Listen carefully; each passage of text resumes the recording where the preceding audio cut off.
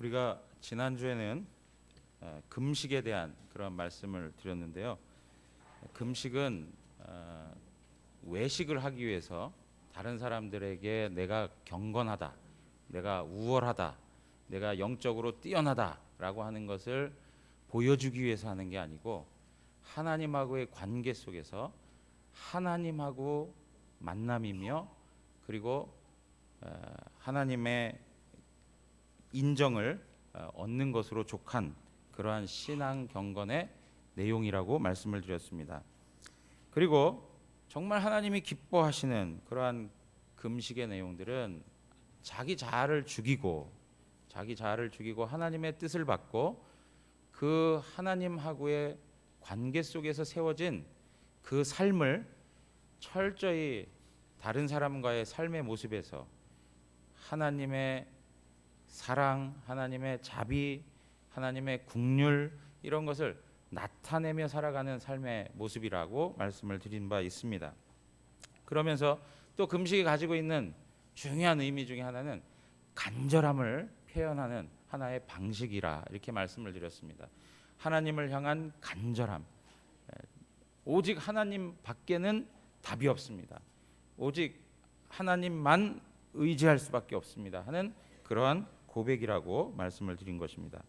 자, 오늘은 우리가 마태복음 6장에서 6장 19절에서 34절 6장 마지막까지의 말씀을 우리가 살펴보고 있는데요. 오늘 19절에 가서 보면 주님께서는 너희를 위하여 보물을 땅에 쌓아두지 말라 이렇게 말씀하고 있습니다. 보물, 주님께서 보물이라고 하는 것을 말씀하셨죠. 이 보물이 무엇인가? 어떤 분들은 보물 그러면 돈이다라고 생각하는 분들이 있을 것입니다. 그렇지만 보물이라고 하는 이 개념은 돈만을 의미하지 않고 삶에 있어서 가장 중요한 가치라고 생각하면 좋겠습니다. 그래서 어떤 분들에게 있어서는 돈이 될 수도 있고 어떤 분에게 있어서는 또 건강이 될 수가 있고 어떤 분에게 있어서는 명예요, 또 어떤 이에게 있어서는 자녀가 될 수도 있고요. 어떤 분에게 있어서는 또 성공, 그리고 또 사랑, 뭐 여러 가지 다양한 것들이 그의 가치로 자리 잡을 수가 있습니다. 나의 인생에 있어서 보물은 무엇인가? 한번 이렇게 생각을 해보십시오. 나의 보물은 무엇인가? 근데 이 보물이 무엇이냐에 따라서 우리 삶의 방향과 목적이 설정되어져 가고 있습니다. 내게 있어서의 보물이 무엇이냐에 따라서 내 삶의 방향이 결정되어지고 그리고 내 삶의 목적이 생겨나게 된다는 것이죠. 돈을 추구하면 모든 삶에 있어서 그 목적을 돈으로 삼고 살아가는 것입니다. 자녀가 내 인생의 보물이다, 내 삶의 보물이다 그러면 자녀를 중심으로 내 삶을 다 만들어가는 것이죠. 자녀 따라서 이사도 하고요. 자녀가 나아가는 일들을 위해서 내 것을 다 포기하고 거기에 다 올인하는 그런 모습들도 우리는 주변에서 볼 수가 있습니다. 오늘 21절에 보니까 뭐라고 말씀하고 있냐면 내 보물 있는 그곳에는 내 마음도 있다 이렇게 말씀하고 있습니다. 그러니까 그 보물이 우리의 마음을 사로잡아 우리의 삶을 이끌어 간다는 것이죠. 그러니까 어떻게 보면 우리의 마음은 그 보물을 담고 사는 것이죠. 그래서 그 보물이 무엇이냐에 따라서 나의 마음이 이곳에도 놓일 수 있고 저곳에도 놓일 수 있는 것입니다. 우리의 마음이 무엇으로 채워지는가, 우리의 마음이 무엇으로 설명되는가 하는 것이 참으로 중요한 것입니다. 칼빈은 뭐라고 말했냐면 만일 명예를 지극히 좋은 것으로 여기면 야심이 그 사람 전체를 독차지하게 되고 명예를 정말 좋은 가치로 여긴다라고 하면 그 사람 마음에 무엇이 가득하다고요? 야심이 가득하고 만일 돈을 지극히 좋은 것으로 여기면 탐욕이 그를 독차지하게 되고 만일 쾌감을 지극히 좋은 것으로 여기면 그 사람은 방종에 빠져 타락하게 될 것이 틀림없다 이렇게 이야기했습니다. 그러니까 내가 지금 뭘 담고 사느냐, 내가 무엇을 가치 있게 여기느냐에 따라서 내 삶의 방향과 목적과 내용이 틀려지게 된다는 것이죠. 오늘 성경은 이러한 말씀을 하면서 우리에게 언급하고 있는 게 무엇이냐면, 이 보물을 하늘에도 쌓을 수 있고 이 보물을 땅에도 쌓을 수 있다라고 말을 하고 있습니다. 오늘 성경에 먼저 뭐라고 얘기하냐면, 보물을 땅에 쌓아두지 말라 이렇게 이야기해요. 땅에 쌓지 말라. 왜 그렇습니까? 땅에는 좀과 동록과 도적이 있다는 거예요. 이 땅에는 그 모든 것들을 보장하고 유지해 줄 수 없다고 이야기하고 있어요. 좀이라든가 동록이라든가 도적으로 인하여서 그것이 상실될 수 있다는 거예요. 그래서 이 세상은 우리 인생을 허무하게 만들죠. 어떤 가치를 추구하며 열심히 살았는데 이 세상에 근거를 두고 이 세상에 집착하여 살아간 나머지 인생 결말에 있어서 아무것도 없다라고 하는 고백들을 우리 인생 속에서 서로 주고받는 것을 볼 수 있습니다. 유효함이 있다는 거예요. 유효함. 한계가 있다는 것을 말씀해주고 있는 것입니다. 아무리 멋진 의복을 입고 멋진 외모를 하고 있어도 어느 한 시기가 또 지나면 변화가 되고 나 스스로도 거울을 보기 어려울 정도로 인생의 무상함을 느끼게 만드는 것이 바로 이 땅의 모습이라는 것입니다. 사랑하는 성도 여러분, 가장 중요한 것, 이 보물을 두려면은 그것이 영원히 보장될 수 있어야 되는데 이 땅은 그것이 보장받을 수 없다는 것입니다. 보장받을 수 없다. 우리 한번 생각해 보십시오. 예전에 내가 보물이라고 생각했던 것이 지금은 아무것도 아닌 것으로 취급받는 경우들이 있습니다. 예전에는 정말 중요하고 정말 애착을 느끼고 정말 가치 있다라고 생각했던 것이 지금에 와서 보니까 아무것도 아닌 거예요. 우리 인생의 모습 속에서도 그것을 느끼는 것이죠. 우리의 마음이 바뀌든지 세상이 바뀌든지 그 가치라고 하는 것이 자꾸 변화가 되고 영원한 보장을 해주지 않는다는 것입니다. 골로새서 3장 5절에 가면 그러므로 땅에 있는 지체를 죽이라 곧 음란과 부정과 사욕과 악한 정욕과 탐심이니 탐심은 우상 숭배니라 이렇게 말씀하고 있습니다. 사랑하는 성도 여러분, 땅에 속한 것이 무엇입니까? 전부 이러한 모습들이에요. 죄와 관련된 모습들이에요. 음란, 부정, 사욕, 악한 정욕, 탐심이에요. 이러한 것 가운데 우리가 하나님 앞에 구원을 받았다는 거예요. 이러한 것으로부터 우리는 벗어났다는 거예요. 우리가 살아야 할 것은 이 땅에 집착하고 살아야 할 존재가 아니라고 성경은 우리에게 말씀해주고 있는 것입니다. 사랑하는 성도 여러분, 우리 안에 철저히 욕심을 가지고 살아갑니다. 야망을 가지고 살아갑니다. 그리고 행복을 추구하며 살아갑니다.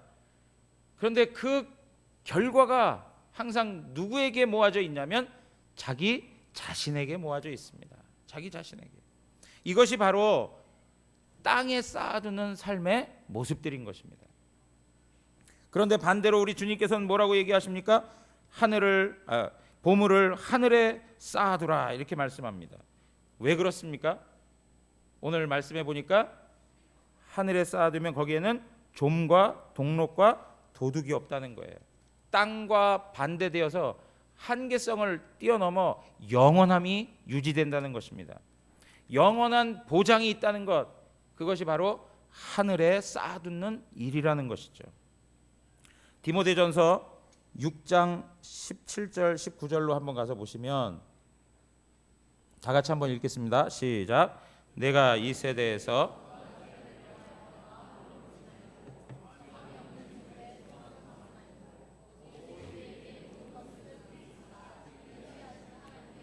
거기까지 한번 보겠습니다. 여기 보면 부한 자들을 명하여 마음을 높이지 말고 그래요. 그리고 정함 없는 재물에 소망을 두지 말라. 정함 없는 재물이라는 건 뭐냐? 불확실하다는 거예요. 불확실하다는 거. 정해져 있지 않아요. 절대적이지 않아요. 보장되어 있지 않아요. 어느 땐 있다가도 어느 때는 없어지는 거예요. 한계가 있어요. 불확실한 그 재물에 소망을 두고 살지 말아라. 그러면서 그 소망을 어디에다 두라고요? 하나님께 두며 그래요. 하나님께 두며. 오늘 우리가 그 시편의 말씀 서로 교독했는데요. 거기서도 뭐라고 말씀하고 있냐면 야곱의 하나님을 자기의 도움으로 삼으며 여호와 자기 하나님에게 자기의 소망을 두는 자는 복이 있도다 그랬어요. 여호와 하나님께 소망을 두고 살아가는 자가 복이 있다 이렇게 말씀하세요. 그러면서 뭐라고 얘기하시냐면 18절 다 같이 읽겠습니다. 선을 행하고 선한 사업을 많이 하고 나누어 주기를 좋아하며 너그러운 자가 되게 하라. 여기 뭐라고 합니까? 선을 행하라는 거예요. 하나님께 소망을 두고 선을 행하라. 그리고 선한 사업을 많이 해라. 정함이 없는 재물 가지고 그것에 소망을 두고 거기에 꿈을 싣고 인생을 살지 말고 거기에 목적을 두고 살지 말고 그것을 통해서 다른 사람들 섬기고 다른 사람에게 베풀고 나누며 그렇게 너그러운 삶을 살아가라 그래요. 너그러운 삶. 이것이 어디에 쌓아두는 거라고요? 하늘에 쌓는 것이다. 19절 이렇게 얘기합니다. 다 같이 읽겠습니다. 이것이 장래에 자기를 위하여 좋은 터를 쌓아 참된 생명을 취하는 것이다. 사랑하는 성도 여러분, 진정으로 보장받고 영원한 참된 생명을 취하기를 원하십니까? 그렇다면 이 세상에 마음을 두지 말고 하나님께 마음을 두고 하나님이 주신 나의 소유를 가지고 나누고 베풀고 섬기라는 거예요. 그래서 우리가 기회가 있는 대로 우리가 할 수만 있는 대로 하늘의 보물을 쌓는 일들을 행하셔야 돼요. 사랑하는 성도 여러분, 마태복음 25장 40절에 보면 임금이 대답하여 이르시되 내가 진실로 너희에게 이르노니 너희가 여기 내 형제 중에 지극히 작은 자 하나에게 한 것이 곧 내게 한 것이니라 그랬어요. 지극히 작은 자에게 섬기고 보살피고 베풀고 한 그것이 누구에게 한 거라고요? 하나님 아버지에게 한 것이다 이렇게 얘기해요. 우리가 하나님 앞에 예물을 드립니다. 하나님 앞에 우리 자신을 헌신합니다. 그러나 더 중요한 것은 우리의 삶에 하나님께서 허락하신 사람들에 대하여 너그러운 마음을 품고 그에게 선함을 제공하고 그들을 품고 돌보고 섬기는 것, 그걸 하나님이 기뻐하신다고요. 그것을 하나님께서 인정하시는 거예요. 인정하시는 거. 베드로전서 1장 4절에 가서 보시면 다 같이 한번 읽겠습니다. 시작. 썩지 않고 더럽지 않고 쇠하지 아니하는 유업을 잊게 하시나니 곧 너희를 위하여 하늘에 간직하신 것이라. 어떻다고요? 성격이 썩지 않아요. 더럽혀지지 않습니다. 쇠하지 않습니다. 항상 보장되어 있습니다. 영원한 보장성을 가지고 있습니다. 어디에 있기 때문에요? 하늘에 간직한 거기 때문에. 하늘에. 왜 그렇습니까? 하늘은 하나님께서 주인 되셔서 하나님이 관리하세요. 여러분 믿으십니까? 하나님이 관리해 주세요. 지난번에 어떤 집사님하고 말씀을 나누는데 그런 고백을 하시더군요. 지금까지 살면서 내 삶 그리고 내 가정 여기에 대해만 신경을 쓰고 그냥 우리 가정이 사는 데에만 신경 쓰고 살았는데 어떤 기회로 다른 사람들이 살아가는 삶에 대해서 눈을 뜨게 되고 정말 어려운 국가 속에서 살아가면서 배우지 못하고 먹지 못하고 허덕이는 그런 어린 생명들의 모습을 보니까 정말 그들을 돕고 섬겨야겠다라고 하는 마음이 들더라는 거예요. 그러니까 지금 이러한 고백들이 참으로 하나님 앞에서는 귀한 고백인 것이죠. 하나님께서는 이러한 삶의 내용들을 격려하시고 응원하시죠. 왜 그렇습니까? 이것은 그들만 돕는 일들이 아니라 이것은 나를 위하여서 또 하늘에 보물을 쌓는 일이 된다는 것입니다. 그러므로 마태복음 22장 37절에 38절에 보면 예수께서 이르시되 내 마음을 다하고 목숨을 다하고 뜻을 다하여 주 너의 하나님을 사랑하라 그렇게 얘기했어요.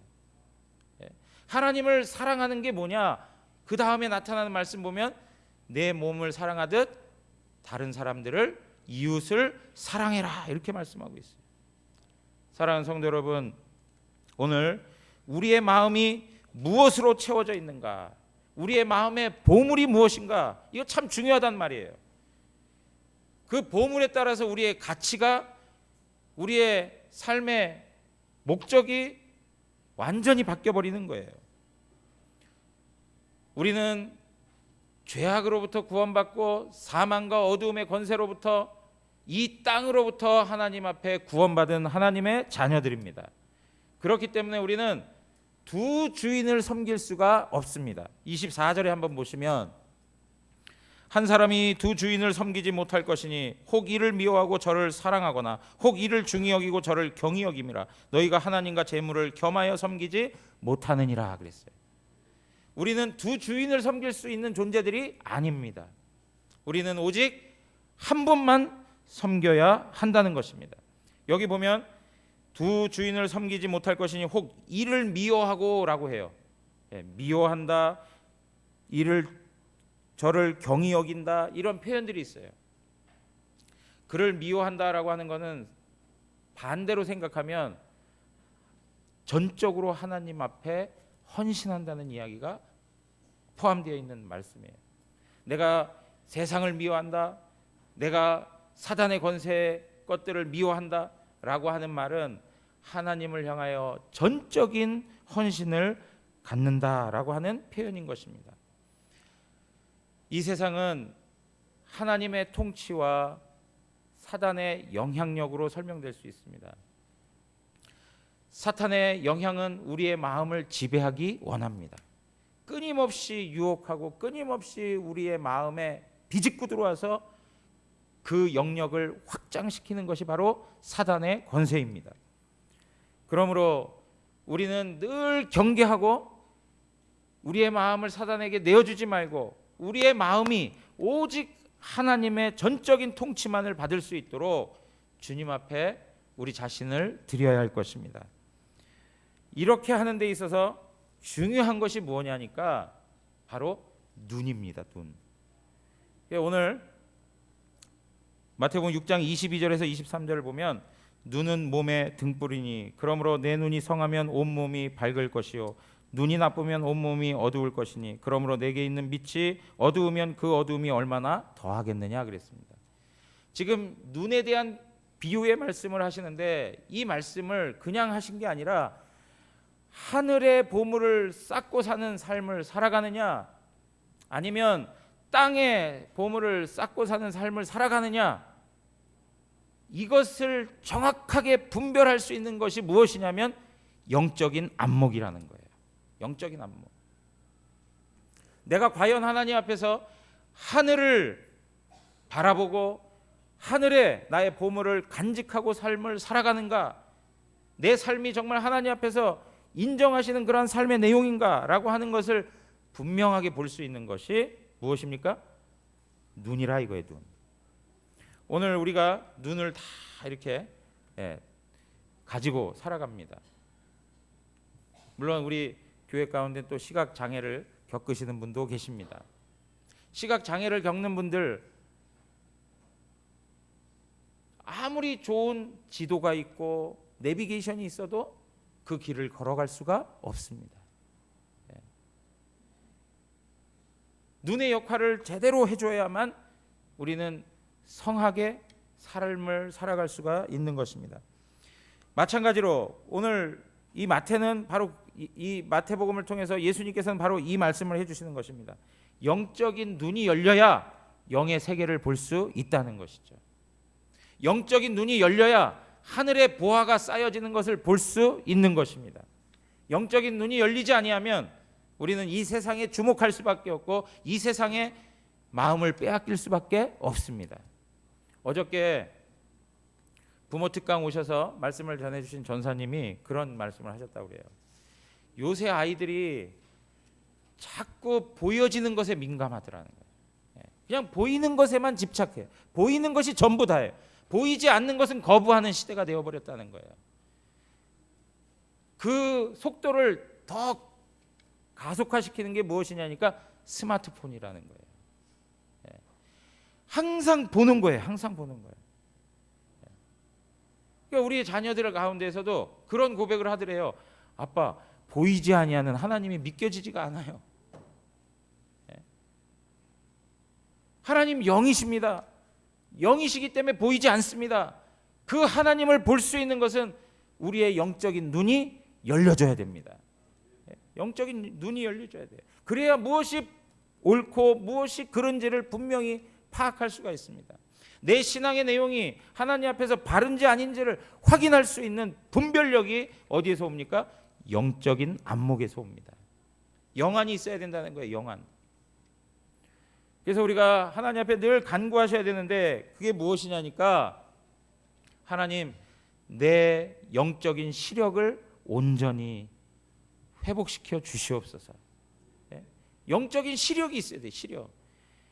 하나님께서 보게 하셨는데도 흐릿해요. 제가 예배 드릴 때마다 사실은 조금 이렇게 받아대는 그 어려운 부분이 있어요. 그게 뭐냐니까, 앞에 저 스크린에 글이 잘 안 보여요. 우리 교회 거리가 있다 보니까 악보까지 띄우니까 이 글자가 작아져가지고 잘 안 보여요 이게.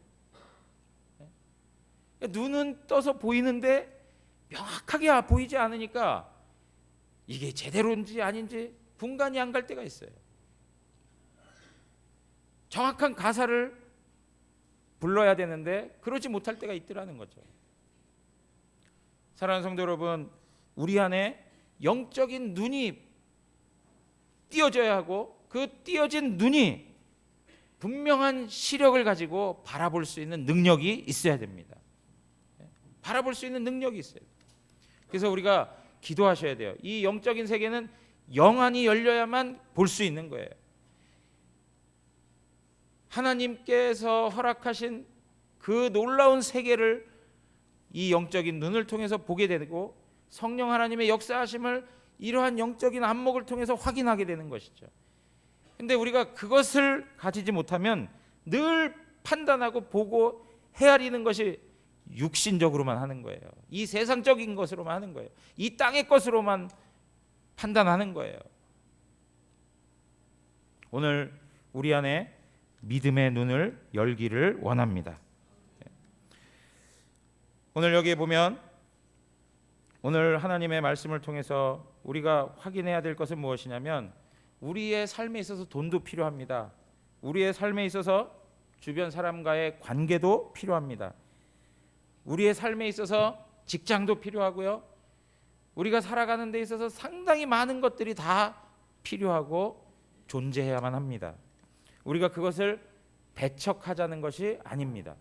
오늘 이 말씀은 뭐냐면, 하나님께서 우리 가운데 주신 그 모든 소유가 최고의 가치로서 우리 마음을 가득 채우기보다는 하나님이 최고의 가치로서 우리의 마음에 임재해 계시고, 하나님께서 주신 그 모든 것을 통하여서 하나님을 드러내고 하나님을 나타내는 데에 쓰여져야 된다는 것입니다. 오늘 여기 보시면, 오늘 이 말씀을 통해서 우리 주님께서 우리에게 말씀하시는 것은 무엇이냐면, 우리 인생의 보물, 그것은 우리가 소유한 것들이 아니라 하나님이라고 하는 것입니다. 하나님이 우리 인생의 목적이 돼야 되고, 하나님께서 우리 인생의 최고의 가치로 자리 잡고 계셔야 된다는 것입니다.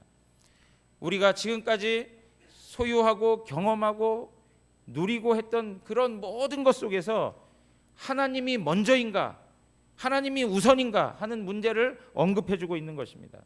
사랑하는 성도 여러분, 우리 옆에 계신 분하고 한번 이야기하십시오. 하나님이 먼저입니다. 하나님이 우선입니다. 하나님이 우선이에요. God is first예요. 하나님이 우선이에요. 하나님이 우선. 다른 것보다 하나님이 앞서 계셔야 되는 거예요. 다른 것이 하나님보다 앞설 수가 없는 것입니다. 사랑하는 성도 여러분, 우리는 공부가 우선이라고 우리 학생들은 생각할 때가 있어요. 공부보다 더 우선되는 게 하나님이세요. 고3이라고 하는 지금의 시기가 하나님보다 더 우선이라고 생각할 수가 있어요. 그러나 분명히 말씀드리고 싶은 것은 고3이라고 하는 것보다 하나님이 더 우선이에요. 성공보다 하나님이 더 우선이에요. 돈보다 하나님이 더 우선이에요. 나 자신보다 하나님이 더 우선이 된다는 거예요. 오늘날 이러한 신앙의 내용들을 다 잃어버리고 살아가는 것이, 마음을 다른 데에 다 빼앗겨 버렸어요. 우리의 마음을 무엇에 빼앗겼습니까? 하나님 그분이 우리 인생에 있어서 최고의 가치로 자리 잡아야 돼요. 그 우선권을 하나님 앞에 드려야 된다는 것입니다. 사랑하는 성도 여러분, 오늘 우리의 삶에 이러한 신앙의 내용들이 회복되기를 원합니다. 우리가 하나님 앞에 헌금을 드리는 것도요, 하나님이 우선입니다 하는 고백이 담겨 있지 않으면 안 되는 거예요. 우리가 왜 11조를 드립니까? 11조 다른 거 아닙니다. 하나님이 우선입니다라고 하는 걸 고백하는 거예요. 우리가 왜 주일 성수를 합니까? 하나님이 우선입니다라고 고백하고 주일 성수하는 거예요. 지난번에 지나가다 보니까 어느 교회에서 새벽 예배 이야기하면서 하루에 첫 시간을 하나님 앞에 드립니다, 이런 표현이 써 있더라고요. 새벽 예배 나와서 하나님 앞에 우리가 고백하는 것이 무엇입니까? 하나님과의 만남도 있지만 하나님이 첫 번째입니다 라고 하는 것을 고백하는 차원이 있는 거예요. 사랑하는 성도 여러분, 우리의 삶에 시간을 들여서 헌신하고 봉사하고 수고하고 애쓰는 일들, 무엇 때문에 그렇습니까? 하나님 때문에 하는 거예요. 오늘도 제가 식당에 와서 보니까 식당의 문턱을 넘어서는 것과 그 식당 그 테이블들이 있는 데하고 이 온도 차이가 보통이 아닌 거예요. 보통이 아니에요. 안에 들어가 보니까요, 완전히 불가마예요. 불가마. 그런데도 불구하고 그 수고와 헌신을 아끼지 아니하는 이유가 뭘까요? 나를 드러내기 위해서, 내 수고와 노력을 통해서 뭔가를 다른 걸 얻기 위해서? 아니요, 하나님 그분 때문에 그냥 하는 것이죠. 그분 때문에. 하나님이 우리 인생에 있어서 최고의 자리에 계신 분이니까 죽게 하듯 하는 거예요. 죽게 하듯 하는 거. 사랑하는 성도 여러분, 오늘 우리의 삶에 하나님보다 우선시 되는 것 있다면 다시 한번 그 순서를 정리하기를 원합니다. 다시 정리하셔야 돼요. 오늘 우리 안에 이런 질문을 할 수 있습니다.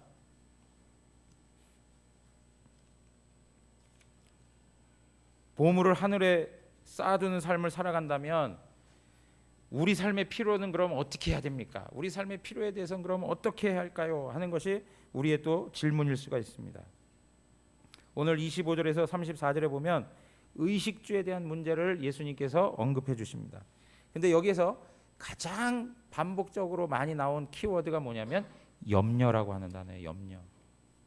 의식주의 문제를 놓고 인간은 염려하고 있다는 것입니다. 여기 목숨이 하면서 표현되어 있지 않습니까? 목숨이 음식보다 중하지 아니하냐 이렇게 말씀하고 있지 않습니까? 목숨이라고 하는 단어가 나와 있는데 이 목숨이라고 하는 것은 생존하는 거예요. 생존하는 것. 생존하는 모든 것에 관계된 표현이에요. 생존하는 것, 이거 참 중요한 문제라는 거예요. 우리가 살아가기 위해서 삶에 있어서 많은 염려와 걱정과 고민을 하고 살아가요. 오늘도 이 자리에 나오시면서 염려, 근심, 걱정을 갖고 앉아 계신 분들 분명히 있을 거예요. 그런데 우리 주님께서 그것이 있다고 해서 너 잘못됐다 이렇게 얘기하지는 않으세요. 인간은 다 그것을 가지고 있기 때문에 주님께서 이걸 얘기하시는 거예요. 그런데 우리 주님이 뭐라고 얘기하시는지 아세요? 보고 생각해라 그래요. 보고 생각해라. 뭘 보라고 합니까? 공중의 새를 보라고 그래요. 그리고 또 뭘 보고 생각하라고 그래요? 들의 백합화를 보고 생각하라고 그래요. 사랑하는 성도 여러분, 공중의 새들이 심고 거두고 모아들이지도 않는데도 불구하고 먹고 살아요. 생존해 가요. 들의 풀들이, 들의 꽃들이 누가 돌봐주는 거 없는데도 살아가는 것을 봐요. 이러한 모습들을 보면서 뭘 깨달으라는 거예요? 하나님께서 너희 가운데 베푸시는 선하심을 기억하라는 거예요. 염려할 수 있어요. 걱정할 수 있어요. 미래에 대해서 불안을 가지고 살아갈 수 있습니다. 그러나 우리 주님께서 이 세상 만물을 보고 생각해 보라는 거예요. 우리가 그런 묵상이 필요해요. 주변의 것들을 보면서 생각해 보세요. 염려 근심으로 가득 찬 분들이 계십니까? 한번 생각하고 한번 묵상해 보세요. 사진 하나 띄워주세요. 이 꽃 예쁩니까? 예쁘세요? 그 다음이요. 제가 아주 예쁩니다. 이 꽃 어디서 보신 분 있으세요? 어디서 보셨어요? 그거 또 사진 봐주세요. 또 보세요. 하나 더. 여기가 저 화장실 내려가는 골목에 있는 거예요. 화장실 내려가는 골목에 이 꽃을 보셨습니까? 처음 보신 분도 있으시죠? 김장님 처음 보셨어요. 이게 누가 물을 준 적도 없어요. 누가 이걸 가꾸려고 한 적도 없어요. 그런데 이 보더블록 틈을 비집고 꽃을 피우고 있는 이 모습을 보세요. 어느 누구도 관심을 갖지 않아요. 돌보려고 하지 않아요. 근데 누가 하세요? 우리 하나님이 하세요. 저기 보면 한 꽃잎이 이렇게 죽은 것이 있어요. 그거는 그의 사명이 다했기 때문에 누굴 통해서 죽음을 맛봤냐면 저를 통해서. 우리 뭐 수레를 갖고 가다가 어떻게 하다가 이렇게 밟았는데 하나가 그냥. 사랑하는 성도 여러분, 이런 꽃을 보면서도 생각하셔야 돼요. 생각해요. 뭘 생각해요? 하나님이 돌보시는구나. 하나님이 돌보시는구나.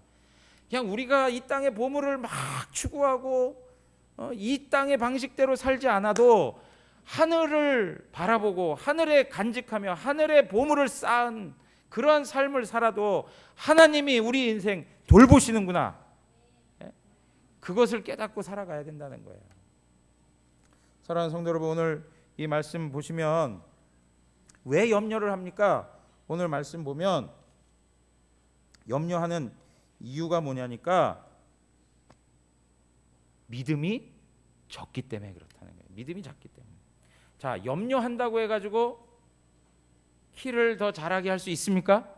없습니다. 오늘 여기에 키를 더 자라게 한다라는 표현이 있는데 사실은 이 표현보다는 더 원어적인 의미에 있어서 많이 받아들여지는 내용 중에 하나는 뭐냐면 생명을 연장할 수 있느냐는 거예요. 수명을 더 늘릴 수 있느냐라는 표현이에요. 우리가 염려한다고 해서 우리의 생명을 더 늘릴 수 있겠습니까? 우리가 염려한다고 해서 우리의 키를 더 늘릴 수 있겠어요? 그거는 하나님만이 하실 수 있는 거예요. 우리의 영역이 아닌 것입니다. 오늘 우리가 염려하고 근심하고 불안에 떨며 살아가는데 그 대부분의 것들은 염려하지 않아도 될 만한 일들인 것이 훨씬 더 많다는 거예요. 정말 안 되는 것들은 누가 책임져 주세요? 하나님이 책임져 주세요. 하나님이 책임져 주세요. 그러면서 오늘 주님께서 말씀하시는 게 뭐냐? 믿음이 적기 때문이다 그렇게 해요. 30절에 보십시오. 30절에 보면 오늘 있다가 내일 아궁이에 던져지는 들풀도 하나님이 이렇게 입히시거든 하물며 너희일까 보냐. 믿음이 작은 자들아. 믿음이 작은 자들. 믿음이 작기 때문에 염려 생긴다는 거예요.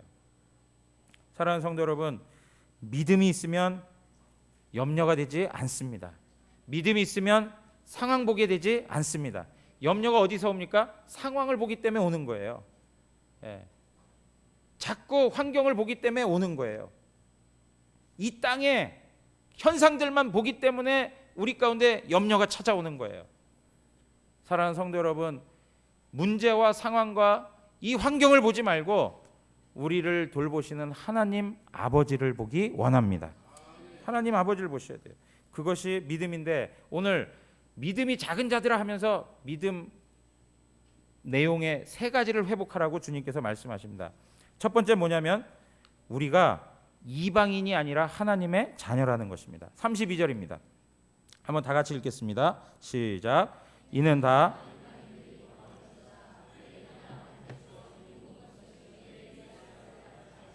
네, 무엇이라고요? 우리는 이방인이 아니라는 거예요. 이방인이 아니라는 이야기는 뭐냐면 우리 하나님의 자녀라고 하는 거예요. 하나님께서 우리의 아버지이시기 때문에 아버지로서의 책임을 자녀들에게 행해 주신다는 거예요. 아버지와 나와, 하나님과 나와의 관계는 아버지와 자녀의 관계라는 걸 잊지 않으셔야 돼요.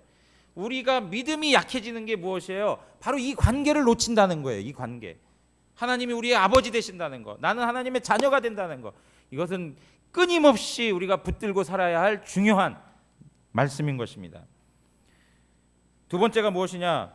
하나님이 아버지이시고 우리에게 있어야 할 것을 다 아신다는 것, 거기에 대한 믿음이 있어야 된다는 거예요. 하나님이 우리에게 필요한 것들을 어느 누구보다도 더 잘 알고 계시다는 거예요. 오늘 말씀에 뭐라고 그래요? 이 모든 것이 너희에게 있어야 할 줄을 아시느니라 그랬어요. 사랑하는 성도 여러분, 오늘 우리가 필요한 것들, 우리는 정말 필요한 것들을 구하는데요, 어떤 경우에는 정말 필요치 않는 것인데도 내가 생각할 때 필요하다고 구하는 것들이 있어요. 하나님 그런 것들 주시지 않아요. 정말 우리에게 있어서 가장 필요한 것들을 나보다도 더 하나님이 잘 알고 계세요.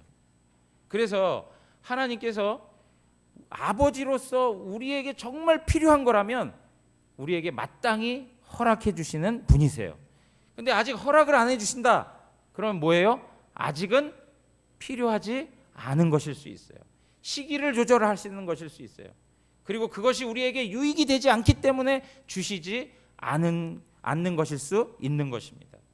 오늘 우리가 믿음에 대해서 분명히 알고 있어야 되는데 그게 뭐냐? 하나님이 우리의 필요를 다 알고 계신다는 거예요. 세 번째는 뭐냐니까, 하나님의 나라와 의를 구하면 하나님께서 다른 모든 것은 다 책임져 주신다는 거예요.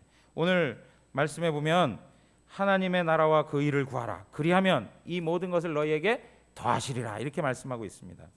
여기 먼저라고 하는 말이 나옵니다. 먼저, 너희는 먼저라고 하는 말, 프로톤이라고 하는 헬라어 말인데요, 이 말은 다른 모든 것 위에라고 하는 의미를 가지고 있습니다. 다른 모든 것 위에. 여러분, 우리 교회 프로토스 청년부 있습니까, 없습니까?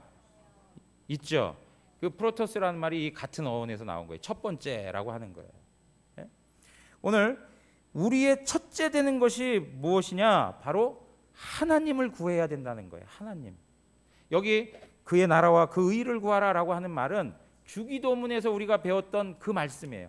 주기도문에 6가지 간구가 있습니다. 그 6가지 간구 중에 첫 번째 3가지가 무엇입니까?